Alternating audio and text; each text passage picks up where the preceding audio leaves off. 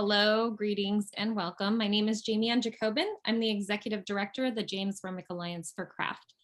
It's my pleasure to welcome everyone to our first Distinguished Artist Series weekend of 2022 season, featuring Mary Barringer and Danielle Burke. So our organization is based here in Washington, D.C. We are dedicated to the education, appreciation, and connoisseurship of American craft. So of course, we're so happy that we can fulfill this mission with wonderful programs like the one we have today. If you have not already, please go ahead and say hello in the chat.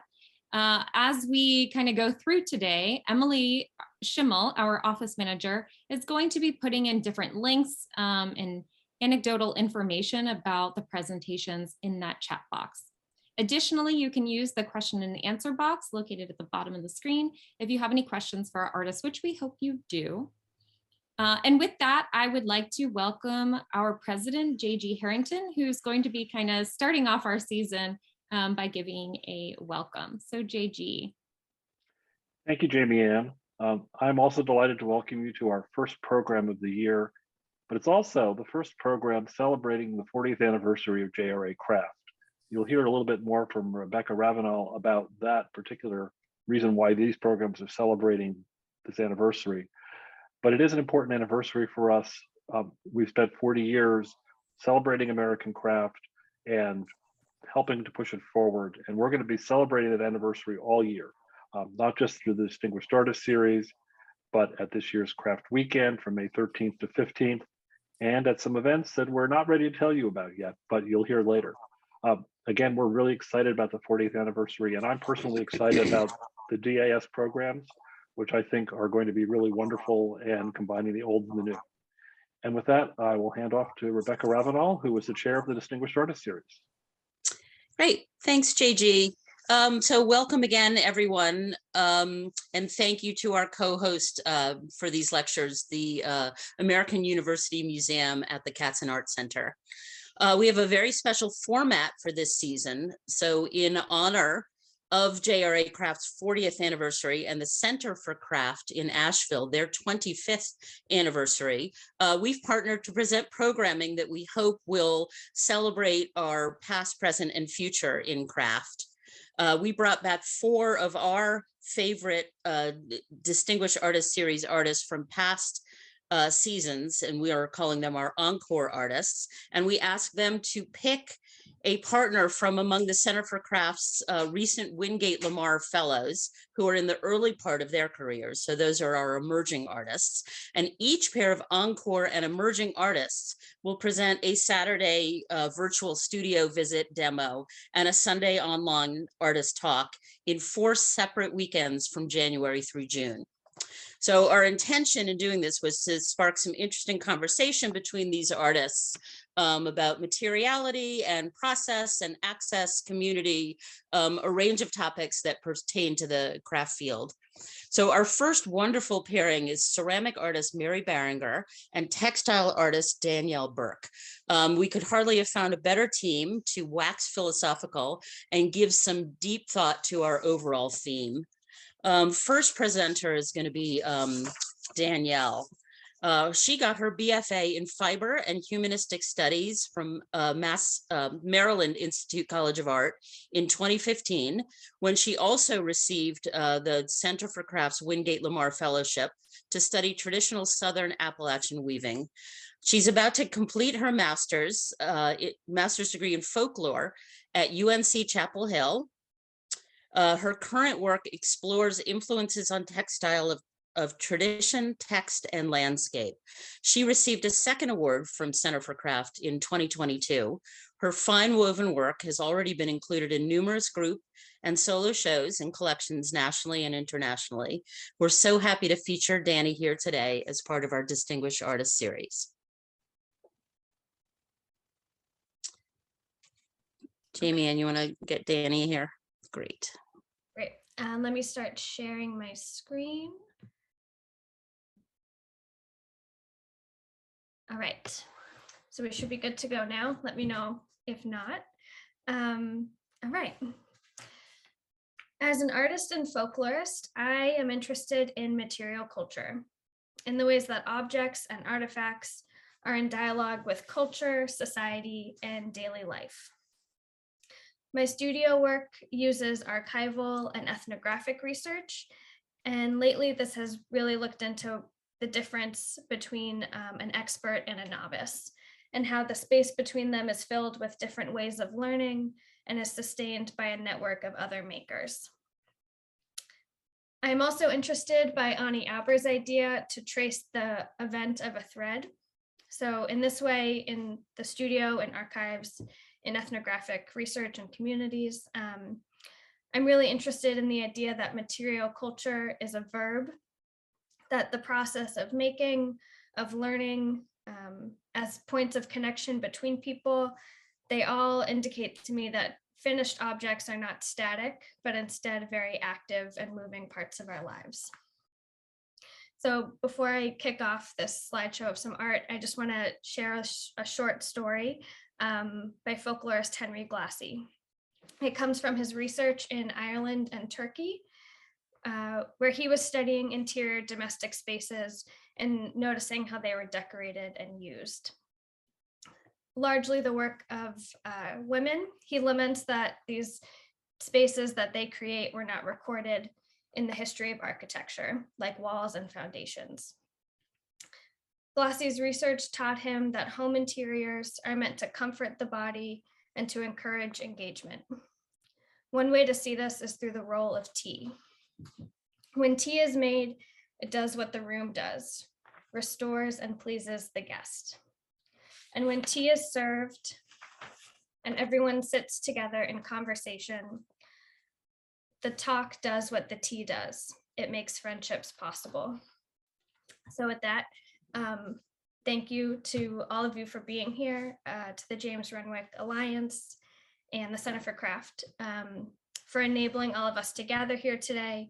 And I'm really honored that rather than tea, we are all sharing artifacts and craft and an interest in making.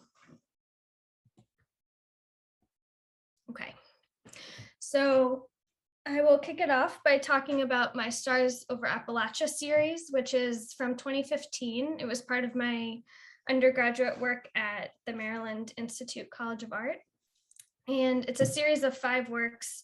They were also shown at the Asheville Art Museum in 2019 and are now in their permanent collection. So this work was the first time I really started engaging with the archival research and studio work as a dialogue. And I think the easiest way to summarize is that it's interested in genealogies of makers. So I worked from a book by Barbara Miller, which was her research on Frances Louisa Goodrich. Frances Louisa Goodrich was a educator and missionary worker who was trained as an artist before women could get degrees. And she lived in the Buncombe County area, which is where Asheville, North Carolina is. And from the 1890s to early 1940s, researched the local production of coverlets, which are full-scale utilitarian blankets, but which have these incredible complex patterns on them. So she recorded what had been just material and like sort of small written records of how to make these patterns. And then Barbara Miller transcribed them and published them into a book, and I worked from that. So all of the names were recorded with their colloquial pattern names, and I pulled the 5 that included the name star in the pattern. So hold on one second. This is Blazing Star and Henderson Star. All 5 works are woven in the same material. They're sewing thread and a found cotton. Sorry, my dog is having a dream and sort of, I don't know if you can hear her. Okay, so all of these pieces, I was interested in this genealogy of makers that move through. And so in the potential slips in translation that could happen between those different people through the eras. So I let my mistakes stay, and I'm not sure if you can see my cursor, but in these margins on the edges of the cloth, those are all extra threads. And I like that they sort of trace that there were mistakes throughout the piece and that there's this extra material that gets accumulated on the edges because of that.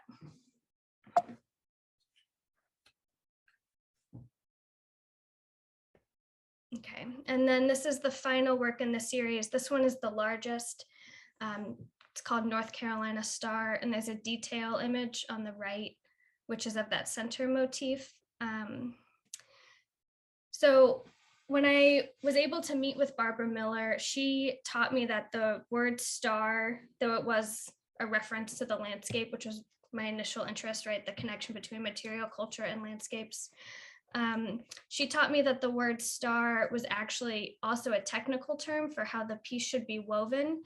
So if you look in the center motif, you can see this X shape in the negative space and just the white threads. So the X is a technical symbol of the star fashion. It radiates out all the way to the corners, and then there's these smaller X's all throughout the motif. So I was really interested, thanks to Barbara, in learning that the terminology that people were using wasn't just a reference to something that they were looking at, but it was also a technical term for weavers, and how those two things are in relation was really interesting to me, is still interesting to me. And just a side note, Barbara, who's a master weaver, has, I think if I remember right, has figured out 32 different fashions to weave. So another common one is the rose, but then she has come up with 31 others. Okay.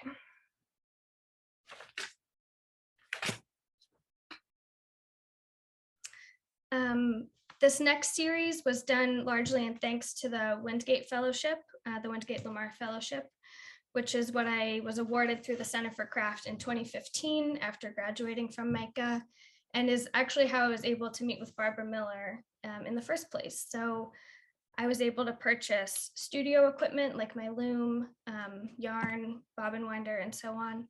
And then I also could relocate to Asheville, North Carolina, and work with contemporary coverlet weavers.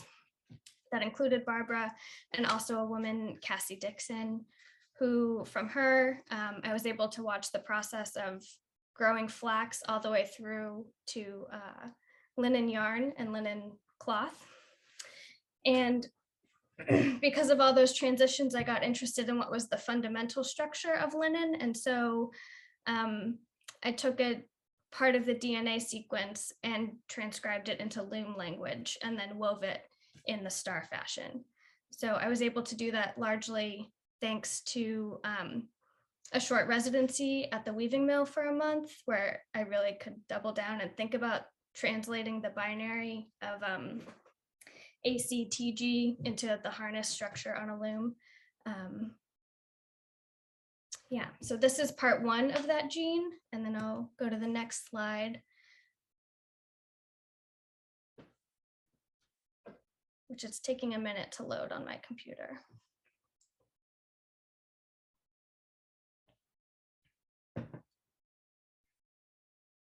Okay, hopefully that's worked out on y'all's too. All right, this is part two of that gene. Again, if you can see my cursor, there's that X going through, which is a signal of that star fashion again. And I think of these two pieces together as kind of a map.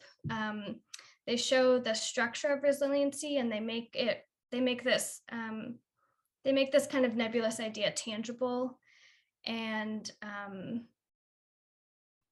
I think connect it to our biologies in a sense, that it's something that can be cultivated because it's already there and it's within us and we can work with it. That resiliency is tangible. I find that compelling. I'll show one last iteration from that series that's been finished. And this is a star constellation, is what I call it, where I just took a short segment of that DNA and repeated it, I think 6 by 6 times, if I count right. So this is just looking at a network of resiliency, how it's a community effort, or it could become a shared supporting community of resiliency. And because these pieces are all quite large, there's one last slide of some detail images. Again, my computer is kind of going a little slow with loading, so we'll see. There we go. So each piece is about 42 inches wide And then the smallest is 42 by 46 and the largest is 42 by 57. So they're pretty big when you stand in front of them. So this is what they look like close up.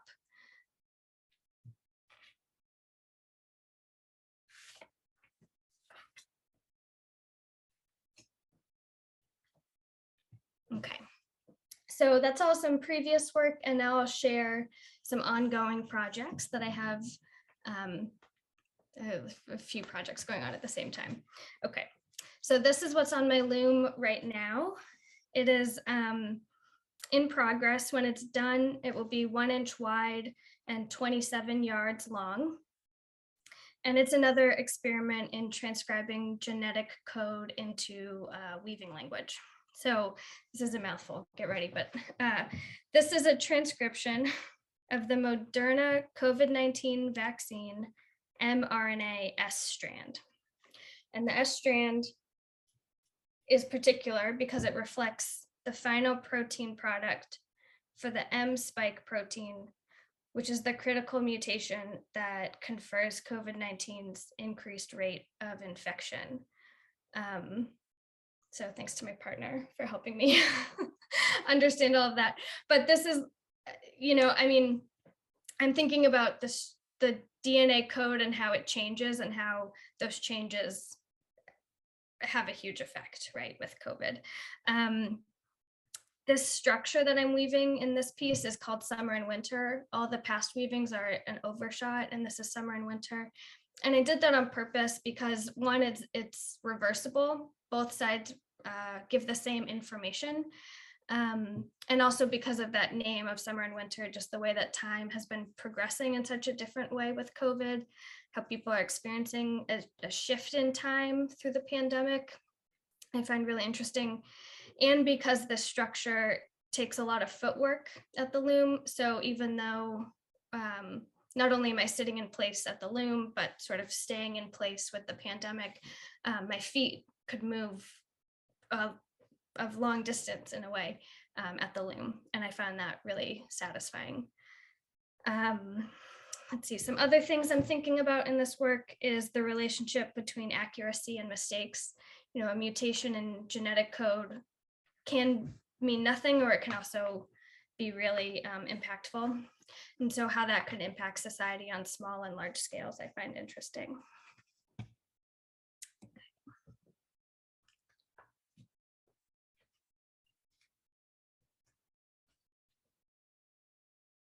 So another project I'm working on is studying the original owner of my loom. Her name was Olive Fink Risch.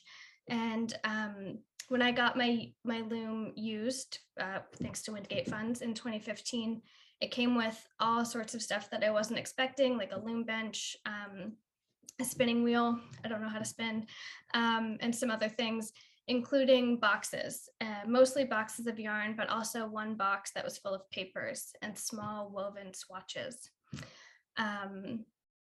So I've been looking at this archive. It spans roughly 1940 until 1967, and getting to know Olive thanks to connecting with her granddaughter, Carol, which has been really lovely. And I could talk about this project for a long time, but I'll just share a few biographical details about Olive because I think she's a pretty fantastic person from what I've gathered through Carol. So Olive lived from 1896 until 1990, and she grew up on a farm in Western New York, and was a graduate of Syracuse University in 1918.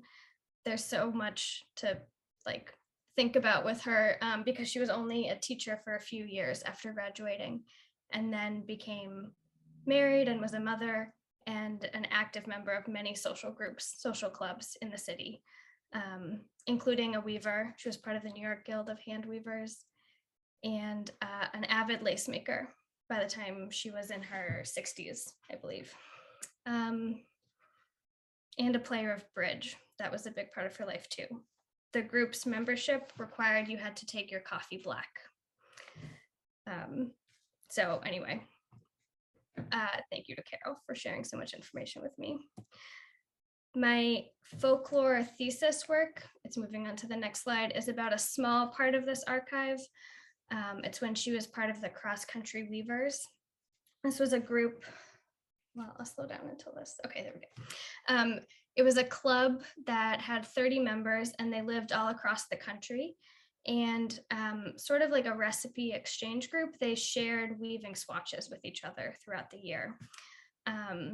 So I'm doing a proper written thesis project, written work for this research, but early on I did some artwork in response to it too, and I included myself as a participant and followed along one of the drafts Olive left behind. I made a 8-harness single huckaback linen swatch, and then the group had a requirement that you made 30 swatches and mailed them, so each member had identical swatches. But I took some liberties and made cyanotype prints of the swatch and then mailed those to my classmates. And I made a workbook on how to sort of read the textile or read the photograph of the textile to learn more, to learn how to recreate it, or to learn sort of its biography and its social life. Also, thanks to Olive, I'm learning how to make lace. These are some in progress shots, not of my lace, but of the women I've been working with here in North Carolina. The image on the right is a Christmas tree motif being made by Mary, who is my teacher. She's been really so giving in her knowledge and her time and resources. We've borrowed a lot of tools. And then the image in the middle is a bookmark being made by Vicky. And on the far right is this document that Mary made me, which showed how to make all the stitches and place all the pins and sort of all the motions that are involved in making a bookmark. And so I include it here because I think that the documents that get made during the educational process are really fascinating, fascinating bits of ephemera, and they're a lot like the draft notation cards from Olive's archive too. These are some images from other North Carolina lacers at a recent lace day, which is a big event. People came from neighboring states to attend, and it was the first one held since the pandemic started. So it was a great way for me as a new lace maker to meet other folks and to see different techniques and styles of pillows and all those sorts of things, and to see how other people celebrated finished work. The image on the bottom right is framed and finished pieces that have award ribbons from the state fair. So just a quick thank you to Mary, Vicky, Melissa, and Liz, and also to the Lost Art Lacers in New Jersey. Just one last slide, if it will load. Actually, two. One more image, and then, yeah, let's see. Okay, so just a quick final note. This is another ongoing project where I'm interviewing the lace tools as I'm making work. This is part of my ethnographic research with lace makers. I'm also thinking about doing ethnography of the tools. So how do we make record of the craft of making? So the lace is one record, the audio file is another record, the muscle memory of the process is another record. So how do all those things live together? And finally, thank you again for being here. My website is my name, and some of the linen pieces are on view at the Denison in Ohio. Thanks.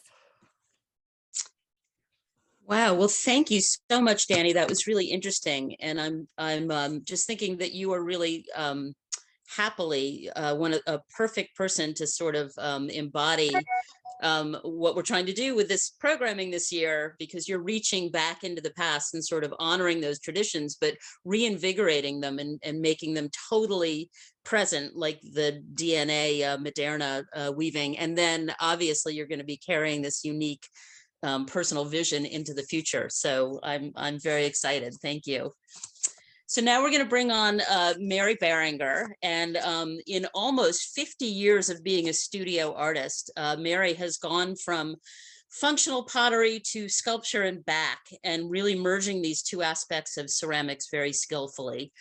She's taught and been a visiting artist at numerous institutions. She's participated in dozens of solo and group shows and was the editor of Studio Potter magazine for a decade. Mary's time and breadth of experience in ceramics and her thoughtful and unique outlook give her an important overview of this field. So we're really pleased to have her with us today. Okay.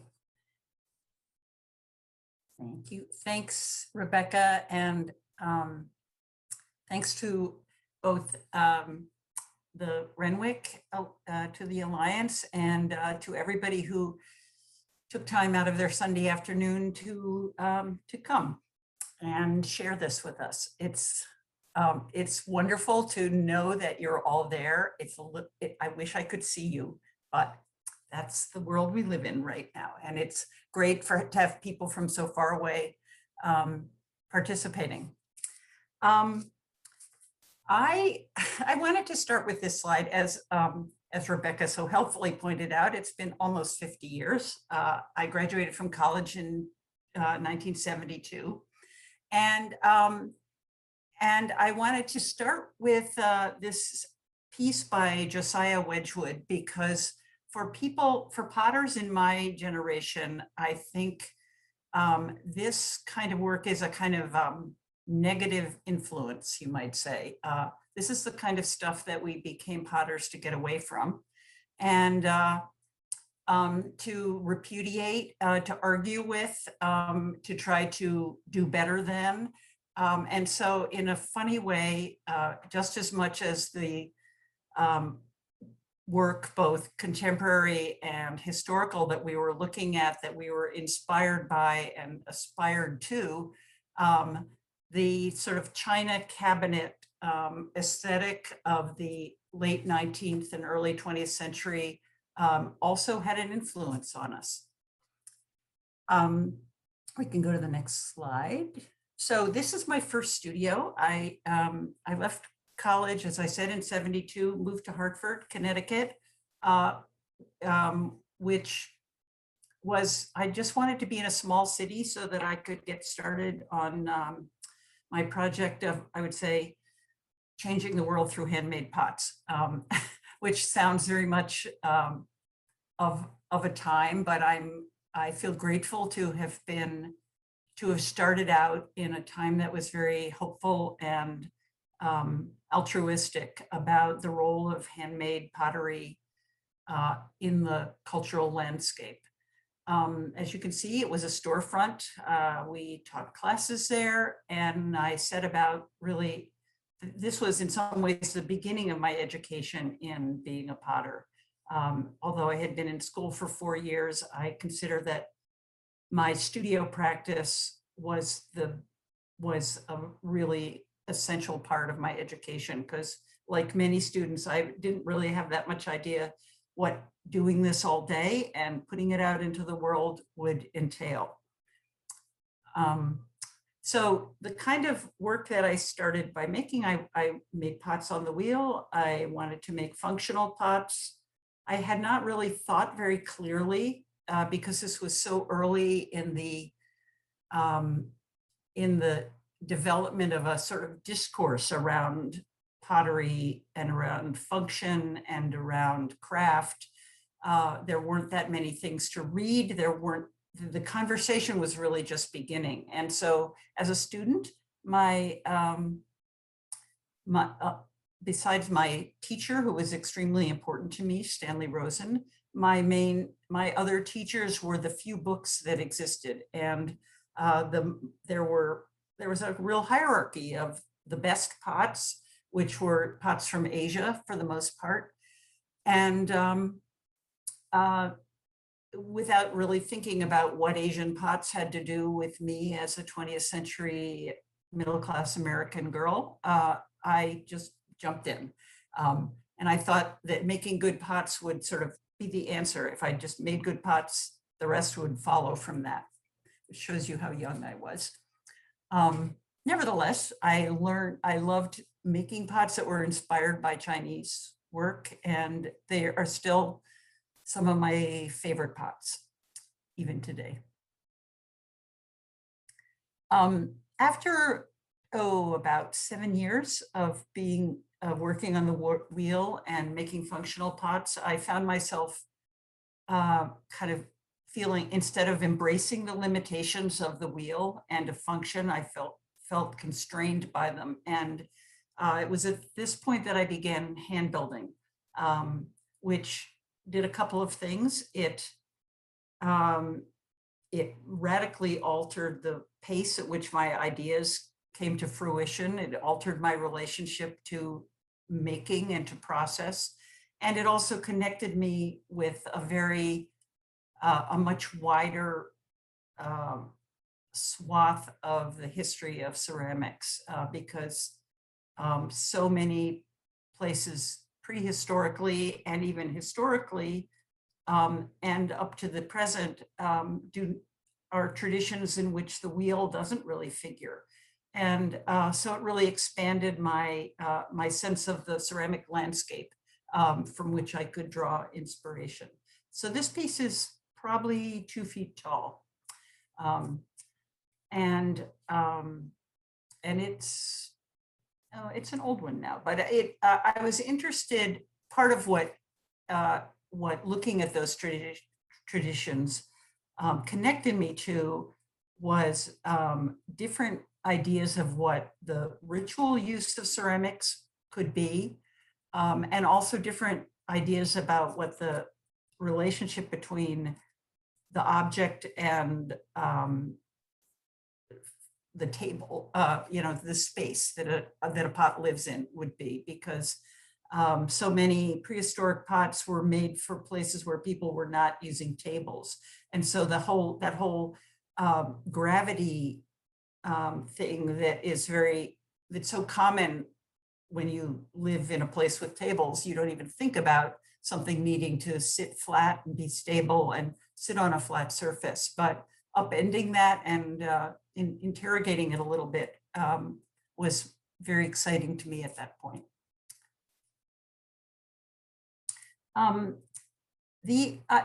I will say some of the people who are listening have undoubtedly heard this story, but when I began in college, I thought I was going to make sculpture. And I, in fact, thought I was going to make figurative sculpture, but I was in school just at the point at which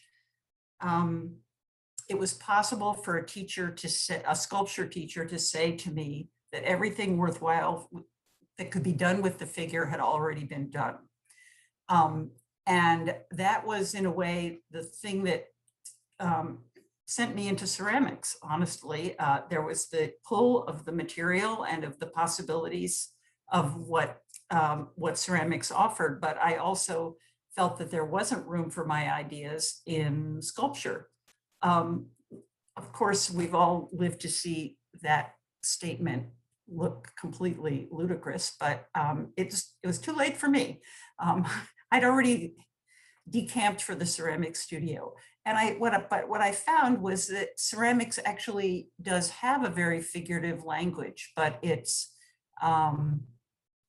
embedded in the forms of pottery in such a way that you can choose to either make your forms about the figure, or you can kind of hide that and make your forms be about something else. And in some ways that sideways approach really suited me, because it allowed me to, we can move to the next slide. It allowed me to think about the figure and about body language and about the relationship of the viewer to this object that is somewhat a kind of identification, but allowed that to be one of the things that was going on, but not the direct identification that you have when you make something that is a representation of a figure. So I liked the kind of open-endedness of that, and maybe the indirectness of it.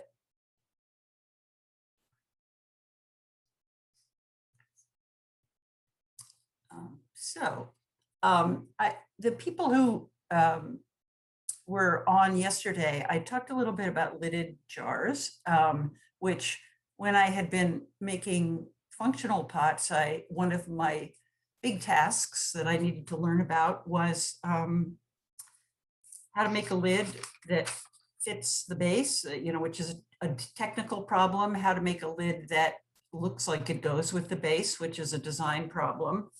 But also,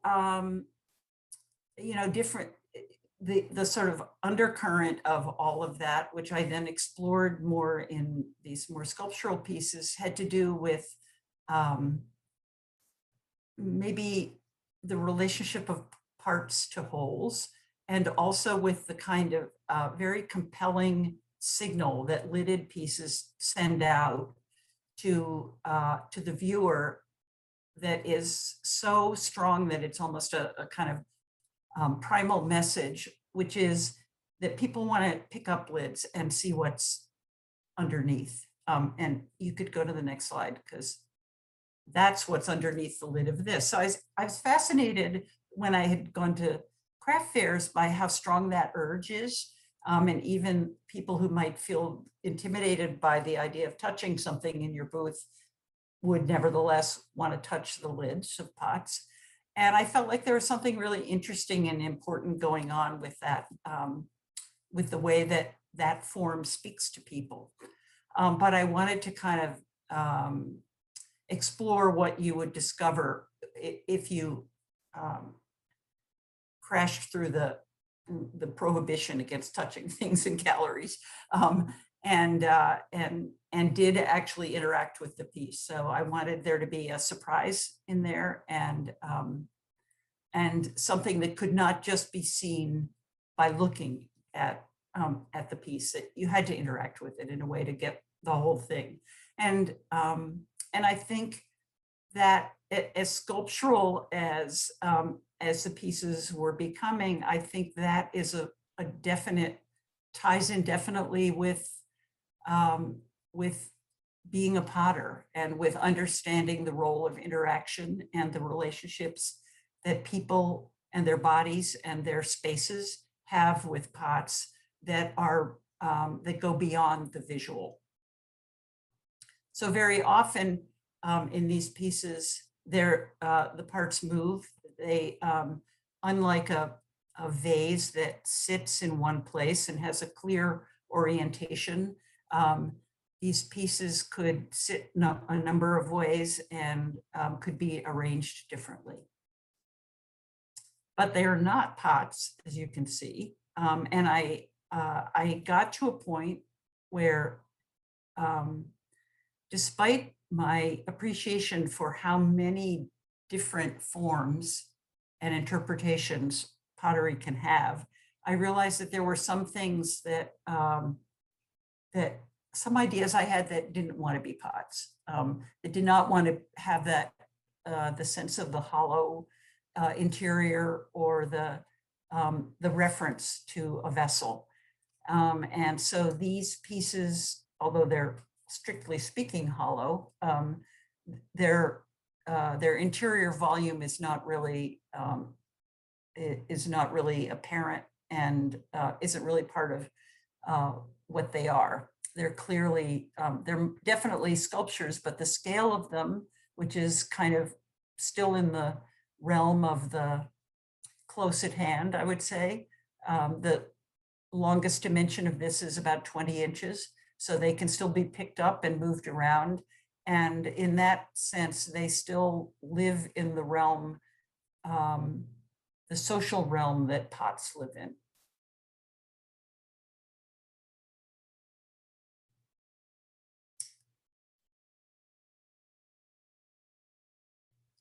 And I would say this, the idea of the figure, the presence of the figure is something that kind of weaves in and out of my my work.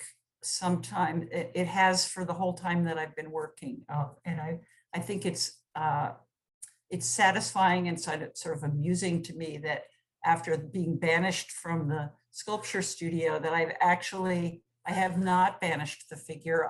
I've just retooled where it appears in my work. After I had spent a long time making larger pieces and kind of interacting with, I don't know how to say this, well, making sculptural pieces, I actually found that I was missing pots. I was missing the very human conversation that pottery is part of. Where pots live in people's homes and where they live in people's minds. And so I came back to making functional pots after feeling for several years that I might be done with them altogether. So these are a pair of creamers, a pair of plates. And I have made a lot of these large platters. They're maybe 18, 19 inches wide. Unlike the creamers, the creamers have a very specific function, and you pick them up and you use them and you think about them in a very specific way. A platter is a much more sort of elastic idea. So it allows me to play with both the two-dimensionality of it, which you see very clearly in a slide like this, not a slide, but it's also, it's a concave thing. It has a different kind of three-dimensional presence than if it were, for instance, a drawing or a flat thing. So it allows, again, it invites a kind of physical participation on the part of the viewer.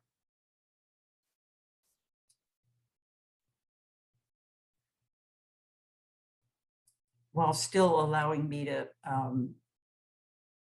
play around. I'm very interested in how things change with those platters which start flat. And I might have one idea about the composition in it, which is subject to a lot of alteration as it becomes a three-dimensional thing. So you can go to the next one. These are some little plates, and I will say when I took over the editorship of Studio Potter in 2002-03, I took over from the founder. So when I actually started it was sort of a moving deadline because I worked with Jerry Williams, the founder, for a couple of years before I started doing it on my own. What I found, it was an enormously challenging and satisfying and really a thrilling opportunity to engage with the field of ceramics at a whole different level. But what was going on in my studio was that I had way less time for my studio practice, and I began to I scaled down quite considerably both the size and the sort of complexity of what I was making during that time. And so these little plates, which I make, they're kind of my warm-up piece. I've continued to make them. They function a little bit as sketchbook pages for me. There's something that I can make relatively quickly. I can play around with ideas, and they have the added benefit of being able to put cookies on them. You can keep going with this. I think there's another, yeah, there's another. So they're about 5 inches, 5.5 inches, I guess. And I think especially if you work slowly, everyone who works slowly needs to have one place that they can work fast and be playful to try things that don't have the kind of investment in time, although it's a relative term, the investment in time that larger pieces have. This is a bigger platter. Well, these are like maybe 10, 12 inches.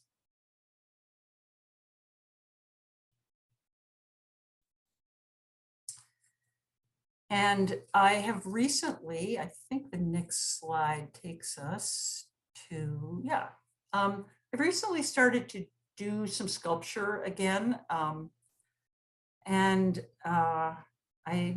I can't really say where that's going, but I'm interested in and this kind of came up yesterday in Danny's and my conversation. I think I'm interested just temperamentally, both in the ways that two things can be different and the same. So that's a sort of Venn diagram mentality. So it's clear to me that sculpture and pottery have a lot of overlap. And it's also more clear to me than it was maybe in the 70s and 80s when people were saying that there was no difference between art and craft and that everything was just the same. It's clearer to me and more interesting to me to hold on to the idea that there actually are differences and that the differences matter and that there are opportunities in them. So I am clear when I'm making sculpture that it's not the same. I'm not in exactly the same conversation that I'm in when I'm making pottery.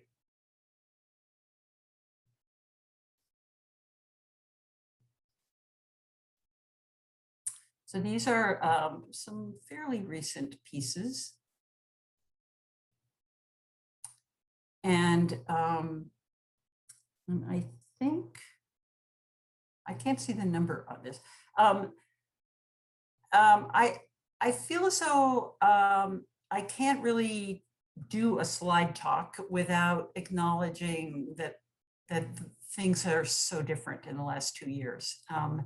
And that it would be a little disingenuous for me to just show you what I've been working on without saying that for me, as for everybody else, it's not just inconvenient what we're going through now, but and disruptive. But I think that this period is transformative in some ways that we can't quite understand yet. But it's certainly for me during the time of the pandemic, in addition to my studio practice, I feel as though a lot of my energy has gone into trying to be a better citizen, a better partner, a witness, and to maybe try to enlarge my definition of what art is for in the world. And that's an ongoing project. And I think, yeah, and it for me has led to other media as well as to a lot of other kinds of activities, both in and out of the studio. So thank you. And I hope there are questions.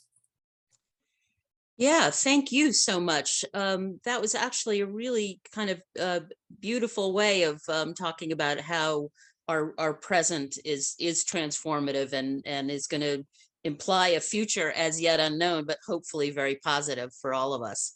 So I appreciate that. And I love your investigation of a wide swath of traditional pots that you're analyzing and integrating into your own aesthetic. And both of you really are wonderful embodiments of sort of the continuum of craft and its possibility for the future.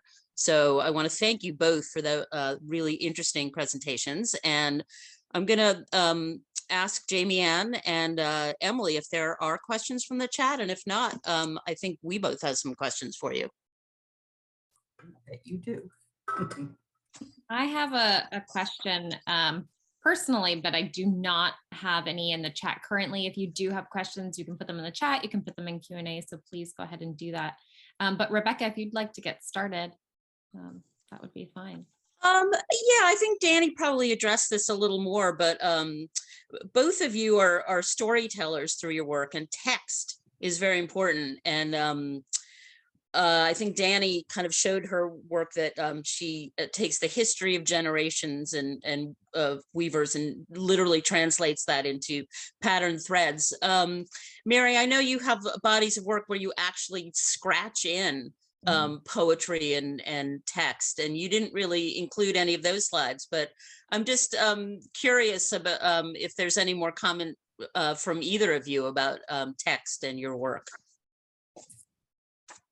Well, I would say I'm very envious of somebody like Danny who can use text in such a direct and thoughtful way. The whole, really almost since I began, I have had a kind of love-hate relationship with the interplay between words and pottery. And at times, I actually bring them together by, as you say, Rebecca, by putting some text on my work, although it's very hard to read, and that's a little bit on purpose. But I think part of what interested me about taking on Studio Potter was that it gave me a different outlet for thinking about what writing and speaking had to do with our studio practice, because I could not really figure out, I couldn't really figure out how to do that in my work. And yet it's obviously something that matters to me and that I'm really interested in. And it was really the perfect outlet, partly because that was the job, and partly because it allowed me to work not only with my own words, but with other people's words, and to work with makers in their own relationship to writing and speaking. So I just kind of offloaded it, I would say. And occasionally I will make a piece that feels like the words really belong on it, but I'm incapable of forcing that. Or forcing it successfully, I will say. Yeah, Danny, if you want to answer the same question, and then now we have a bunch of questions coming in. So go ahead, Danny. Yeah, I mean, I sort of talked about it already, so I won't go on too much, but I think that there's always, I think with any textile person, there's always a relationship with text that happens. That's just inevitable with the process, you know, the way that things layer and accumulate, and you sort of go from A to B, you know, as though you were reading a sentence, like laying thread as though they're sentences, is kind of a conversation that's always happening. But I think the work with Studio Potter and writing about objects is so fascinating, and that's a different sort of relationship between objects and text than embedded language. So yeah, I think they all work together in different ways. Yeah. So Mary, I have a few questions that came specifically for you about your work. So some of your work, the way that the question was worded was low-key glazes, how that relates. Of course, I can relate that to both of you, and talking about humble materials and how that affects the work that you do. And then additionally, Mary, can you explain a little bit more about your new work and how COVID has changed directions a little bit for you? Jury's still out on that, but I could, well, the low keyness, the technical answer to what I do is that the surfaces of my pieces are the result of many layers of slip, which is a kind of midpoint between the clay that you use to build and glazes, which we normally think of as thoroughly melted and shiny and having the quality of melt to them. Slips are something that you use earlier in the process, and they have a different surface quality. They're more clay-like, and that allows me to build up and kind of interact with the surface. Glazing tends to be very, in a way, very abstract, because the glazes change so much in the firing. So learning to use glazes is a matter of a very long feedback loop of understanding how your glazes behave in the kiln, which of course you can't see until they come out. Whereas using slips is somewhat more direct, and in that sense, it allows me to be thinking about the surface kind of in room temperature time, rather than than putting something on the surface and hoping for the best. And so in that way, you might say it's a little more painterly because you can see the results as you're working, which I like. What was the other question? Oh, about your new Oh, work. the very last slide was a piece made on slate. Those of you who are in New England know that there are still slate roofs around here. And I've always loved the way that slate looks. And I squirreled away in many corners of my studio pieces of broken slate that I would find when people were doing a roof job. And maybe a year ago, maybe it was a little more, I sort of got out all my slate and cleaned it up and started looking at it, thinking about what I wanted to do. And I think this was not at all what I was thinking at the time, but in retrospect, I think part of what appeals to me that seems relevant to the time that we're in is that the pieces involve doing something with something that already exists, which feels different than opening a bag of clay, which is full of possibilities, but is unformed, completely unformed, and making something out of that. There's a different feeling to manipulating something within the limits of what it already is. And that feels very right to me right now. And of course, the ideas will jump back and forth. They already do, but I'm really loving playing with those slate pieces. So then going back to that first question, Danny, do you want to talk a little bit about like the humble material? And then also we had a question about the edges and how you were documenting errors in the edges. So I know we spoke about that a little bit yesterday, but can you talk a little bit more about that perhaps in your work? Yeah, on humble materials, I guess I'll just to connect it to what Mary was just saying about the slate. I think that working with the natural materials of linen or cotton or wool are really compelling to me because they feel, I mean, in weaving, you're constructing something from threads. And so for me, threads are almost like that bag of clay of that full potential. But when they're not synthetic, it's sort of like the potential has been, you have to know about each particular object or material in a different way. So a lot of synthetic fabrics or synthetic yarns are super strong. So you can kind of be rough with them on the loom. They can have a lot of tension and you don't have to know the material as well, as opposed to linen, like we'll have some give, it stretches, you have to compensate for how much it will stretch. Wool will just break, so you have to be a lot more gentle. So they're sort of like thinking about the raw materials as being humble and that they have personalities that you have to sort of address and work with. But that being said, the DNA piece is being woven with synthetic, like a plastic thread, which is great because it's been so easy. It's like I haven't had a single broken thread, which is lovely. So maybe I'm evolving with that a little bit.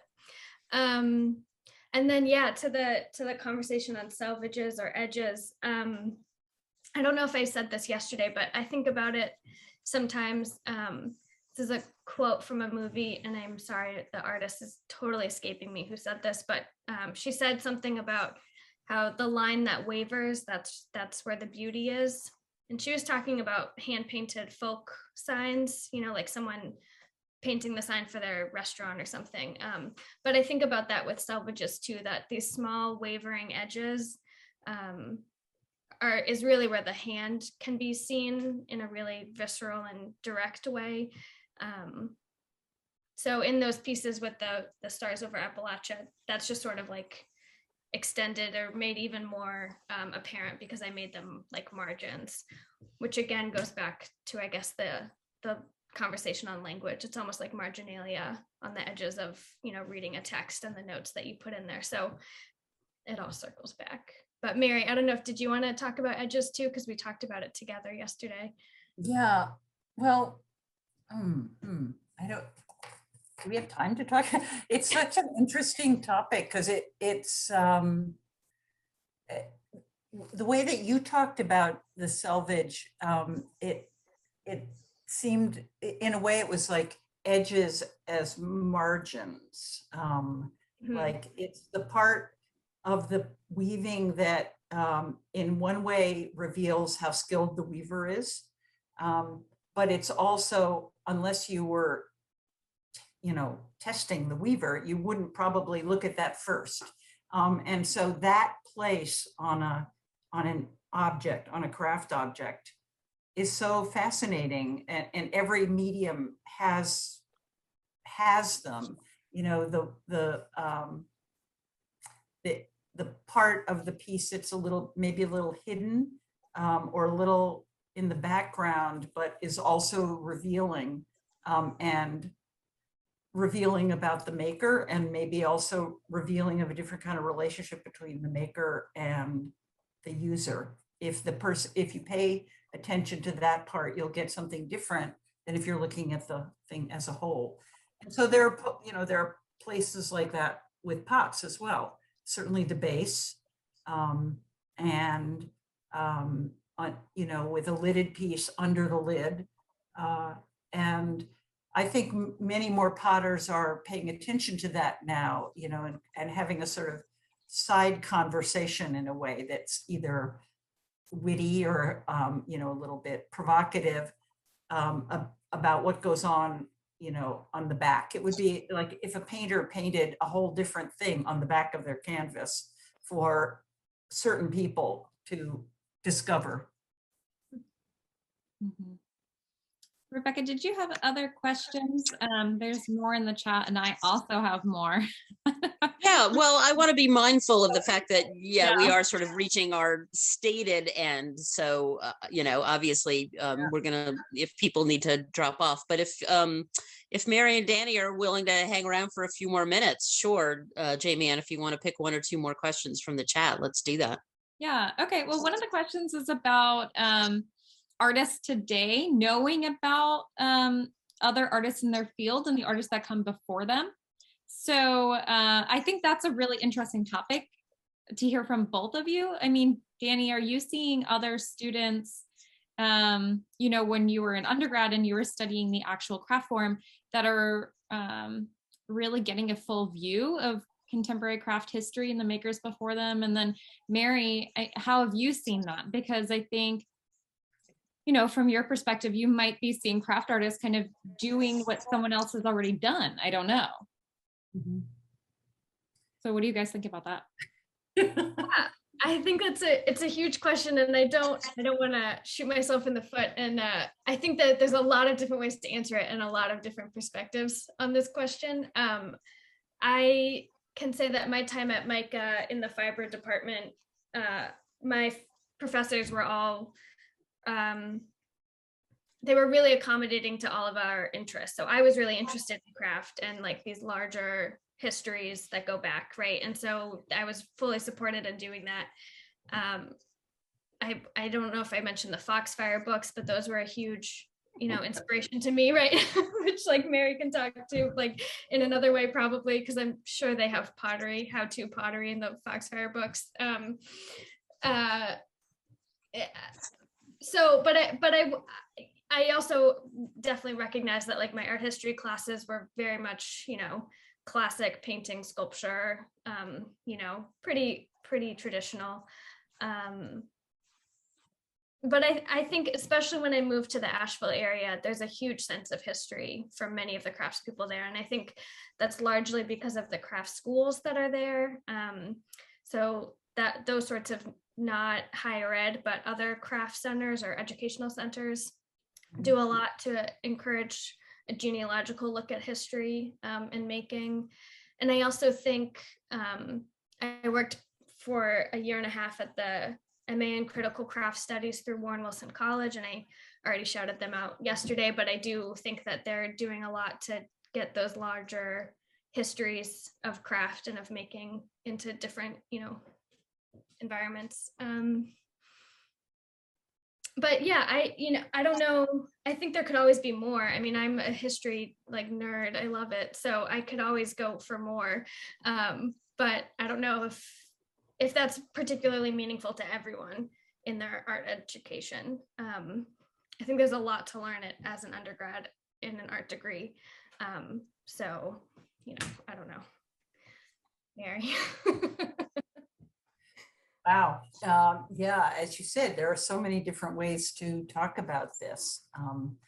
And, the way that is very focused on, like my working lifetime, I've definitely seen both some shifts in style and taste, and also some things that have come back around that